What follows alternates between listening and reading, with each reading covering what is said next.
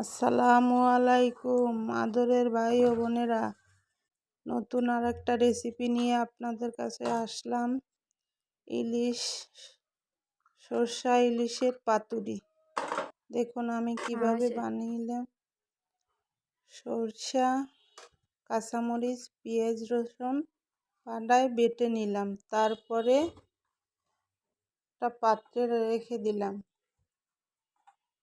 এই যে মশলা মাখিয়ে নিলাম, হলুদ, মরিচ, লবণ আর সরিষার তেল আর সরিষা দিয়ে। এখন আমি মাছটা সুন্দর মতো মাখিয়ে নেব।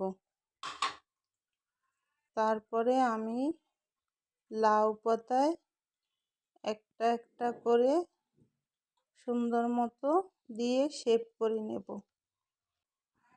একটা একটা করে সবগুলো বানিয়ে শেষ করলাম। দেখুন তো কেমন হয়েছে শেপগুলো।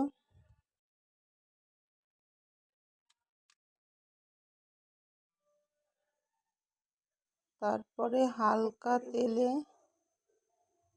দিয়ে তারপরে যে মাছ পাতুরিগুলো একটা একটা করে আমি ফ্রাই প্যানে দিয়ে ঢেকে দিলাম। তারপরে একটু উল্টিয়ে দিলাম। হালকা আঁচে এভাবে আপনারা রান্না করবেন। দেখুন তো কেমন হয়েছে। আজকে রান্নার পরে খাবার পরে বুঝলাম এটা স্বাদ কেমন। আমি এই প্রথম বানালাম। আপনারা ওইভাবে বানাবেন ঘরে বসে। কেমন লাগবে আমাকে কমেন্টে জানাবেন। আমার কাছে তো ভালোই লাগলো। ভালো থাকেন। আল্লাহ হাফেজ।